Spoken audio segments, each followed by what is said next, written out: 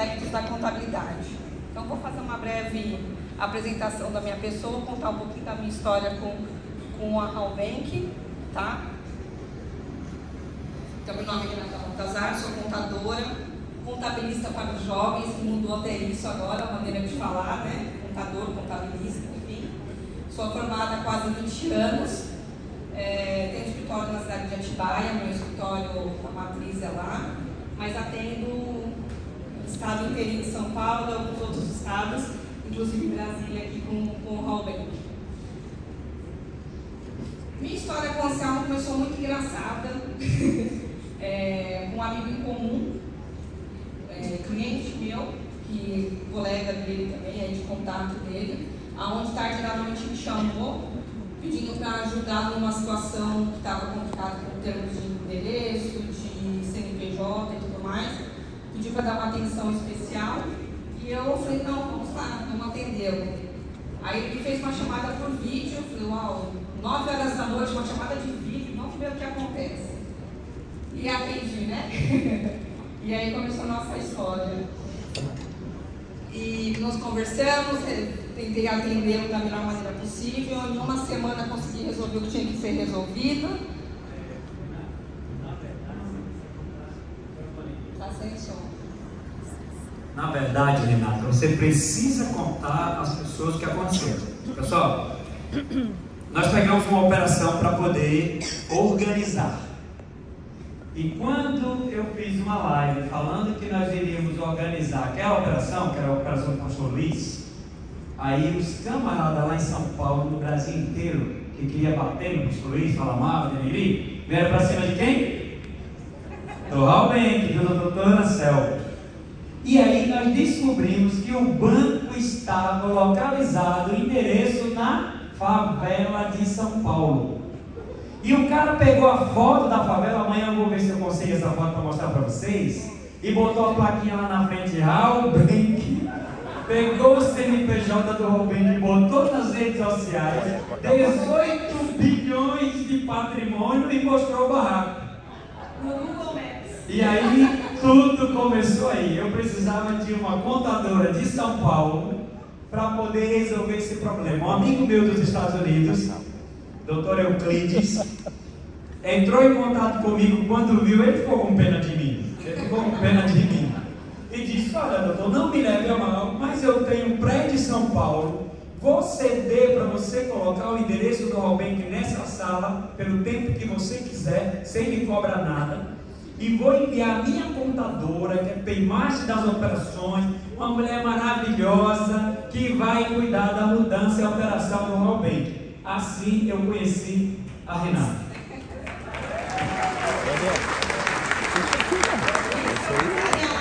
Trabalhando juntos. Aí, conhecedora da história deles, falei, vou conhecer essa pessoa pessoalmente. Vim até Brasília. Depois de ter regularizado a favela, regularizado o endereço, trouxe ele para dentro do meu escritório em Atibaia, que é onde hoje a gente tem lá uma sala só dele, só do Halbank.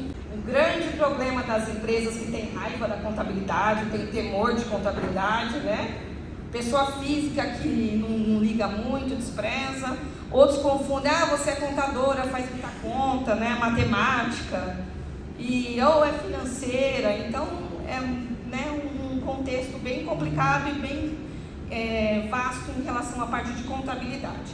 Se a gente vai lá no nosso queridíssimo Google, né, que todo mundo ama, pesquisadíssimo, tem vários tipos de conceitos de contabilidade. Eu puxei aleatoriamente alguns conceitos para a gente começar a entrar nesse assunto.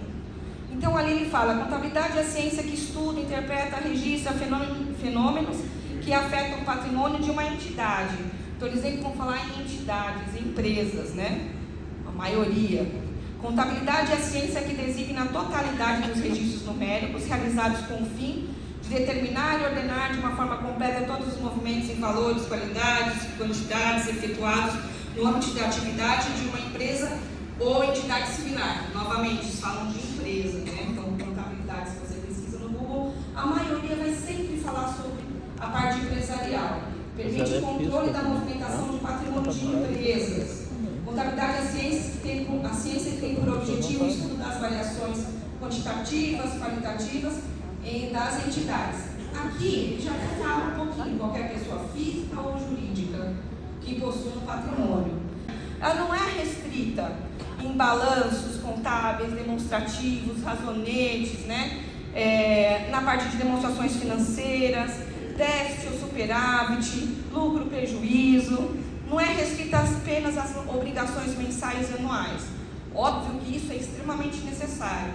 Uma empresa, uma pessoa jurídica que não tem todas as obrigações entregues, vai ter sérios problemas com a parte fiscal, enfim, né? A parte de declaração dos ativos, declaração de impostos de rendas, enfim, todo um contexto da pessoa física, que ela é um pouco esquecida. De uns anos para cá, isso tem mudado bastante.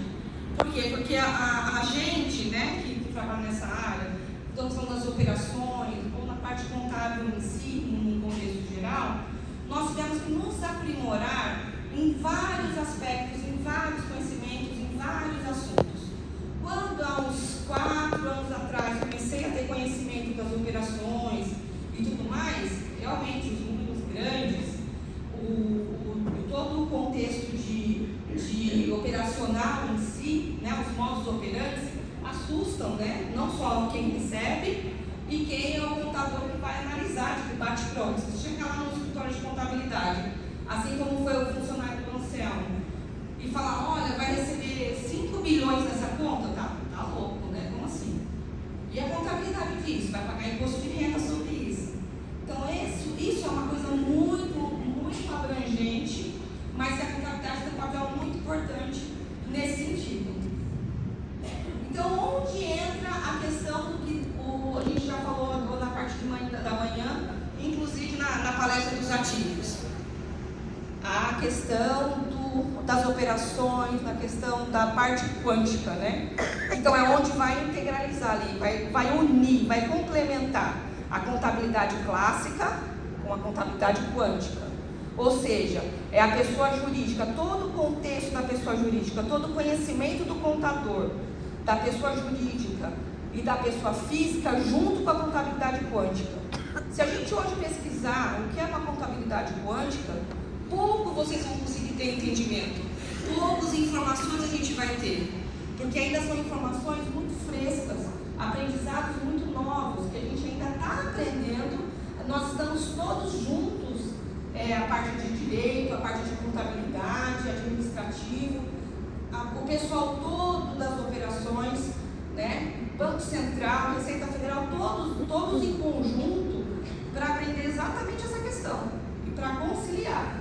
E aí a gente coloca aqui, a contabilidade clássica se complementa na contabilidade quântica. Por quê? Elas se identificam, se contabilizam ações éticas que levam o bem-estar do corpo e da alma, trazendo o que? A verdadeira felicidade, que é o que a gente fala muito, né? A felicidade é o quê? Da pessoa física, é a parte quântica, é a parte humanitária, que é o que a gente tem falado aqui durante o evento todo, e que de novo de manhã o Anselmo acabou comentando dessa questão da felicidade pessoal. Então, legal, vocês vão receber um dinheiro, mas todo o dinheiro que vai ser recebido, toda a questão das operações que vão ser recebidas, tem que receber da maneira correta e tratar da maneira correta. Por isso existe a necessidade do entendimento dos estudos e de todas as legislações, normas e tudo mais que exige a contabilidade em si.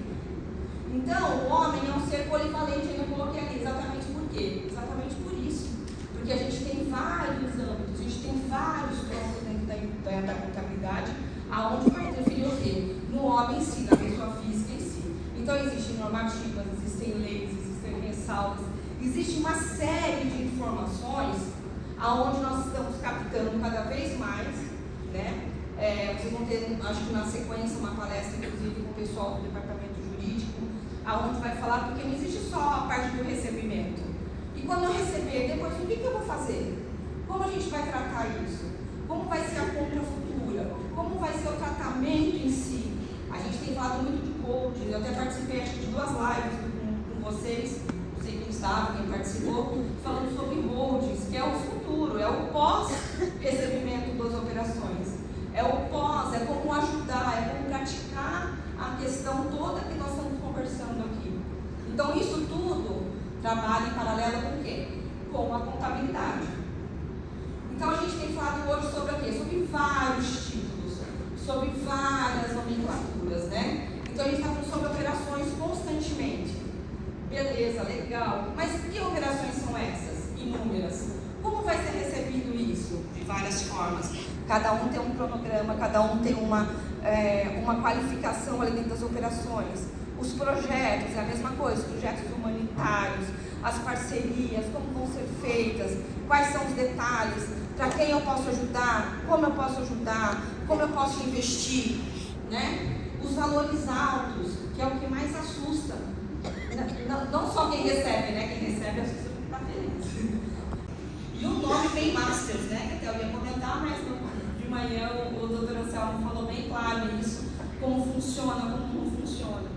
Então são nomenclaturas que a gente tem falado muito ultimamente, eu digo de 1 ano e meio, 2 anos para cá, e que hoje a gente consegue falar de igual para igual com pessoas que estão nas operações, pessoas que estão nos projetos, e a gente consegue se comunicar em relação a isso. Porém, ainda tem muita lacuna, muita coisa a ser tratada, que é o que a gente está fazendo pouco a pouco, nas medidas que foram sendo liberadas e as normativas que estão seguindo no dia a dia.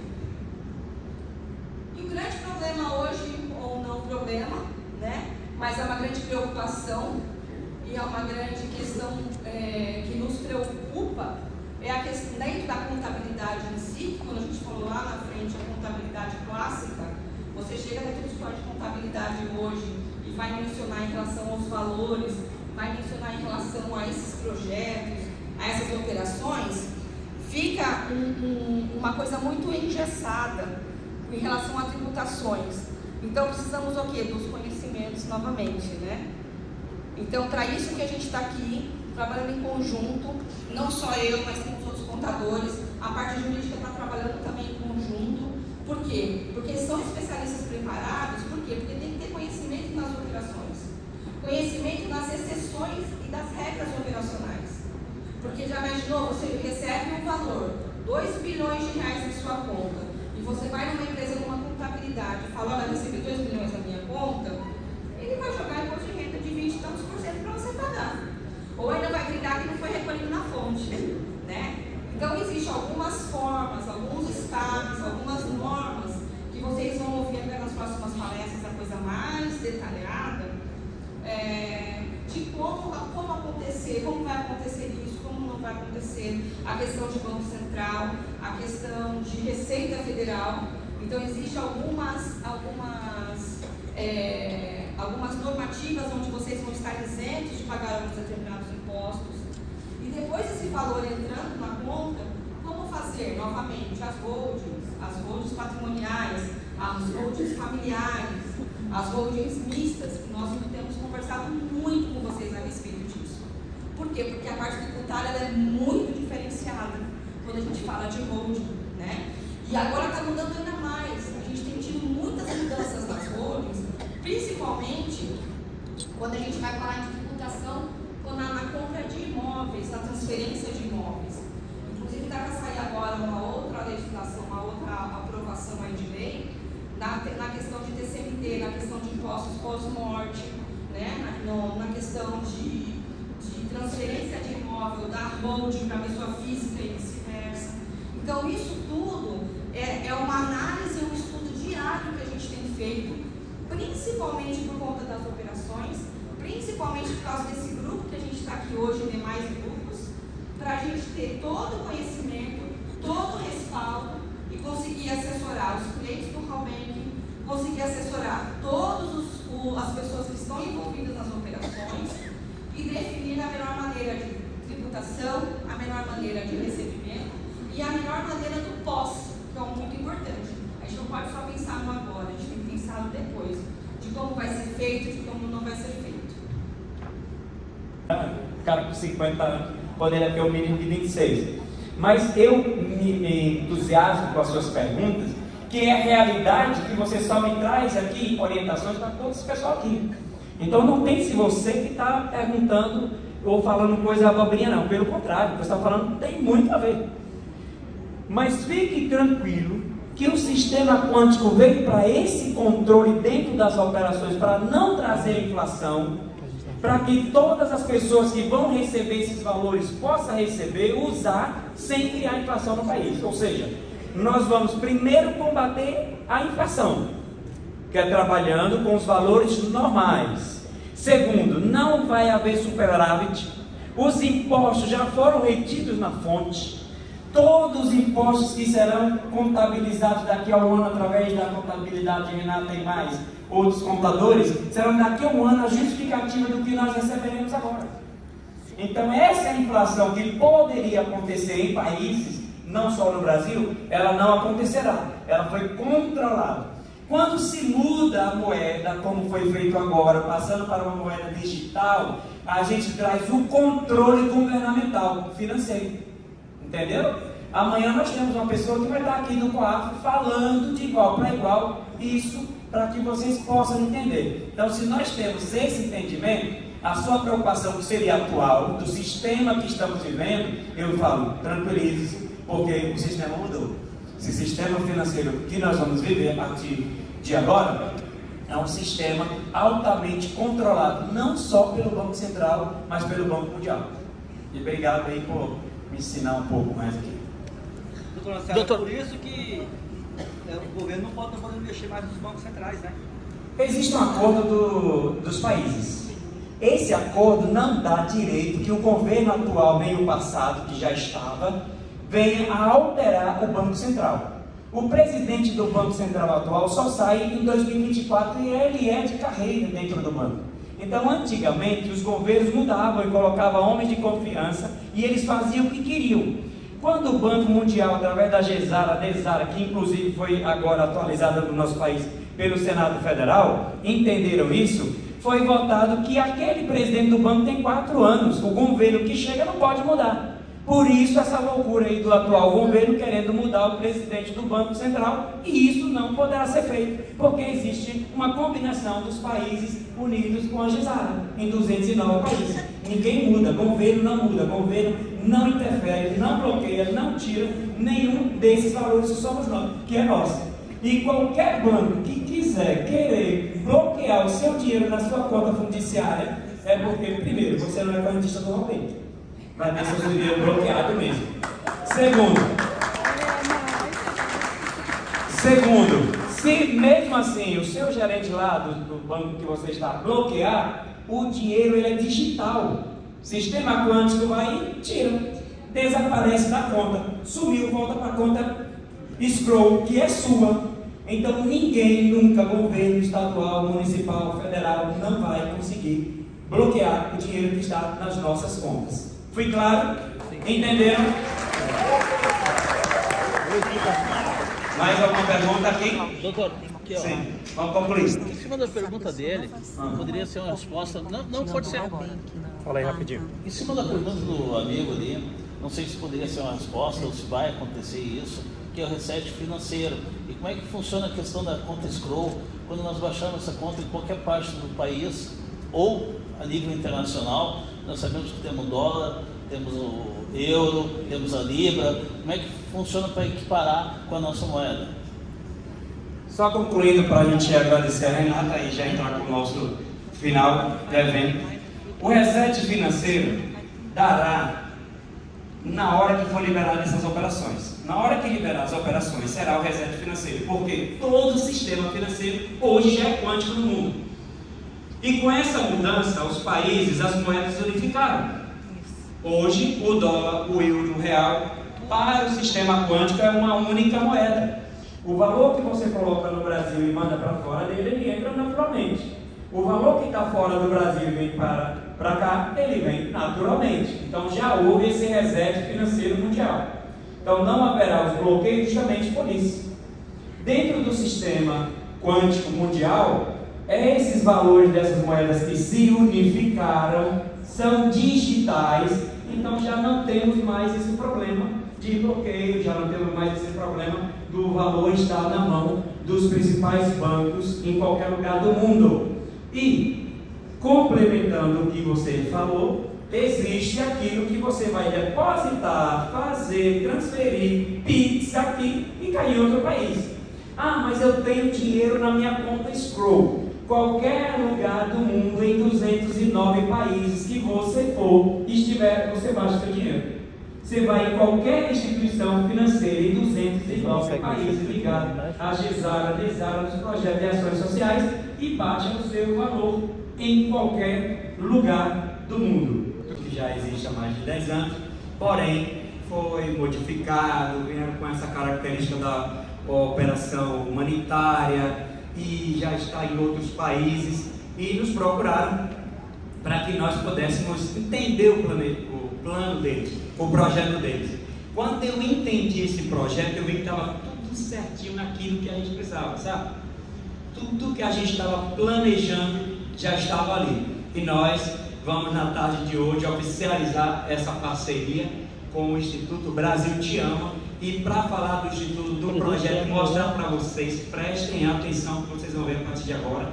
Eu quero chamar uma arquiteta, uma mulher muito renomada em Brasília, que é a doutora Beatriz, que está ali. Uma salva de palmas para ela.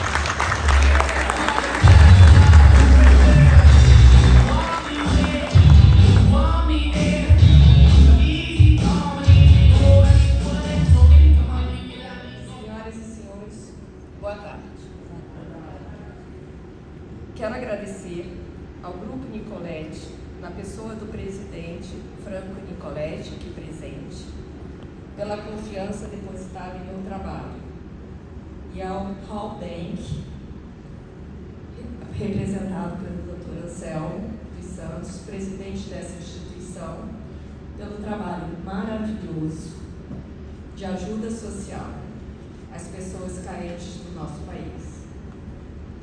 Esse trabalho que vocês vão conhecer agora chegou até mim provavelmente com a ajuda divina, porque é de tamanha grandeza que me sinto privilegiada em estar participando disso. Meu nome é Beatriz Garcia, eu sou arquiteta. Eu já trabalhei muito, eu estou fazendo no final desse ano 40 anos de formado. Sempre atuei na área de projetos residenciais prédios, já fiz prédios em Águas Claras, já trabalhei fazendo prédios fora de Brasília, já fiz projetos de hospital, creche, clínicas, mas nada comparado a uma casa popular de 50 metros quadrados. Então, eu gostaria de começar refletindo sobre alguns sérios problemas que nós temos no Brasil e no mundo. Essa casa nós chamamos de ecocasa, porque vai ser uma casa construída a partir de resíduos de lixo plástico. Daí vocês vão, então a gente vai primeiro refletir qual é esse problema que nós temos no país inteiro, no mundo inteiro, que é o problema do lixo plástico. Bom, segundo a Associação Brasileira de Limpeza Pública e Resíduos Especiais, a ABRELP, cada pessoa, gente, cada um de nós produz por dia, em média, a média superior de 1,1 kg de resíduo. Então, se nós formos observar esse auditório, cada pessoa aqui presente produz, em média, 1,1 kg de resíduo de lixo. Nossa, eu acho que a gente encheria rapidamente todo esse auditório. Colocando anualmente, pela população brasileira, só para vocês terem uma ideia, daria o equivalente de 70,9 milhões de toneladas de resíduos sólidos por ano. Para vocês terem assim, uma visão, esse lixo ele ocupa uma área igual a 206 estádios do Morumbi, em São Paulo. E para quem não conhece, nós temos o nosso estádio aqui, Mané Garrincha, daria 103 estádios Mané Garrincha. com capacidade para 67 mil pessoas. É muita coisa. Do que peixe nos oceanos? Isso é um problema sério. Para nós, que estamos na nossa idade, na minha idade, eu vejo que tem várias pessoas aqui, talvez seja inimaginável, mas para nossas crianças, nossos netos, quem sabe aqui já tem algum bisneto, isso vai ser o fim do nosso planeta. Então nós vamos ter que fazer alguma coisa. Nossa geração, a próxima geração dos quarentões que devem estar aqui, nós precisamos sim fazer alguma coisa.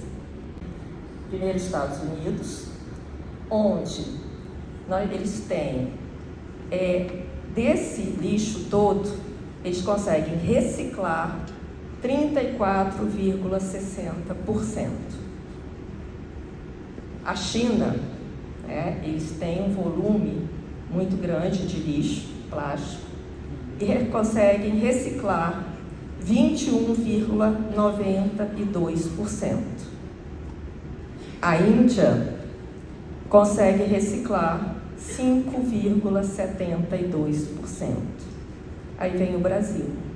Nós temos total de plástico gerado 11.355.255 quilos. E o que nós reciclamos, gente? 1,28%. Saúde. Uma casa onde a matéria-prima gerasse renda para a população mais necessitada, que melhorasse as condições ambientais e ainda pudesse ser comprada por um valor acessível. Bem, gente, essa casa existe, não é sonho. Essa tecnologia de transformação do plástico em matéria-prima para a casa existe. E vamos falar um pouco mais dela. Eu vou contar um pouquinho da história, porque é uma história muito bonita, eu acho que ela merece ser contada. Tudo começou, todo esse processo foi iniciado em 1974, após a ida do Sr. Pedro de Oliveira, estudioso no setor de mecânica, reciclagem e fundição. Montou uma das maiores fundições de Minas Gerais, a Icofem. Em 1972, partiu para o ramo da reciclagem. Infelizmente, eu gostaria muito que o Sr. Pedro estivesse presente, porque ele merecia uma salva de palmas, porque foi ele que iniciou todo esse processo que nós estamos falando agora.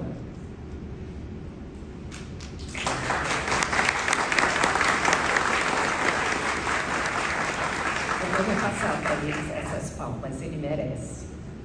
Em 2000, após muitos testes e protótipos de máquinas, ele finalmente consegue finalizar a máquina sonhada.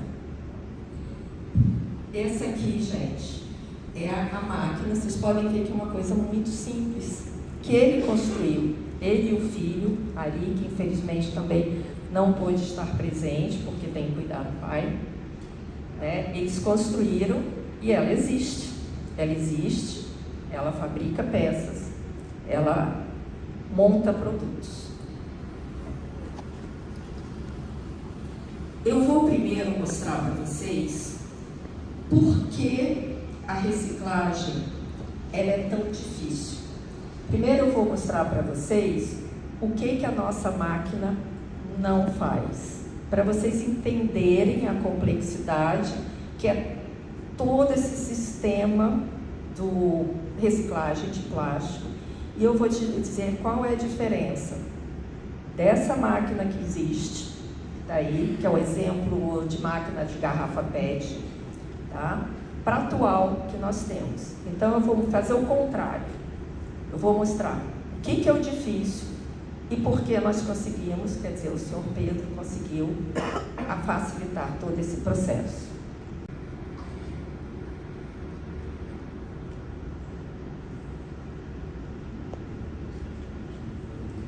Bom, isso aí são as garrafas PET né? Elas são coletadas por catadores de lixo. E esses catadores de lixo vendem para uma empresa, normalmente um intermediário, que vendem para as indústrias que fazem a reciclagem. São máquinas muito grandes. Então, toda garrafa PET é pré-lavada, tá? Separada. Então, eles têm um sistema de retirada automático dos rótulos e das roscas, porque necessita de uma separação de produtos, né? O material plástico das tampas é um, material plástico da garrafa é outro.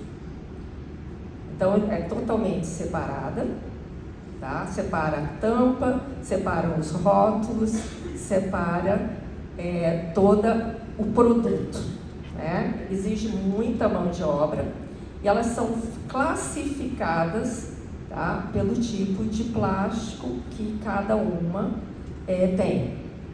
Então, vem tudo junto, os catadores coletam tudo, vai tudo junto e é feito, depois da pré-lavagem, é feito essa diferenciação, tá? Por quê? Porque a máquina que hoje recicla a garrafa PET, ela não aceita qualquer plástico. Tem que ser exatamente o plástico que interessa e que pode ser totalmente reciclado pela essa máquina, tá? Depois de tudo isso feito, ela vai para essa rosca e ele é moído e depois lavado de novo.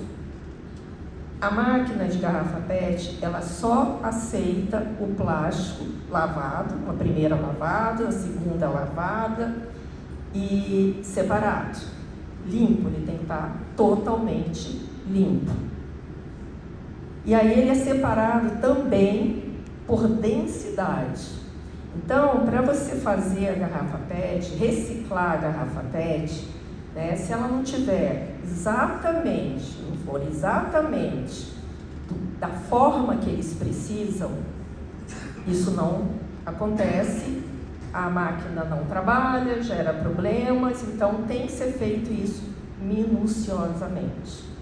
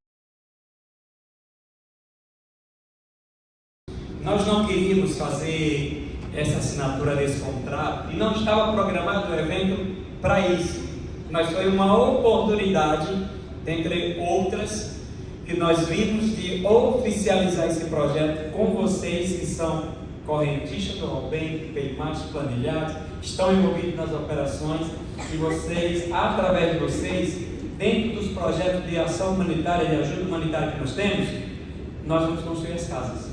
Casas para pessoas carentes. Nós vamos construir essas casas para doações. Nós vamos construir as casas não para concorrer com o governo federal da Minha Casa Minha Vida, não. Nós vamos concluir, porque existem centenas e milhares de pessoas nas ruas sem poder ter uma moradia digna. E como o nosso projeto ele é social de ajuda humanitária, nós vamos então oficializar e assinar isso agora com vocês. E aí eu sei que vocês estarão segurando a corda comigo nesse grande projeto, no desafio que o Robin vem trazendo agora para o país. Nós somos mais que um banco, nós somos uma comunidade. Uhul!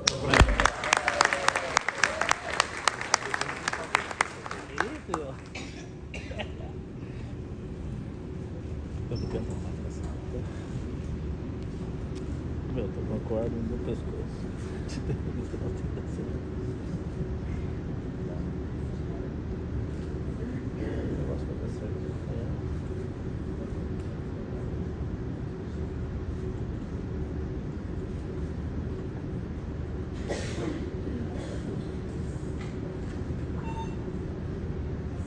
Gostaria de chamar a doutora Márcia, diretora da Robin, para assinar juntamente comigo aqui no nosso contrato aqui.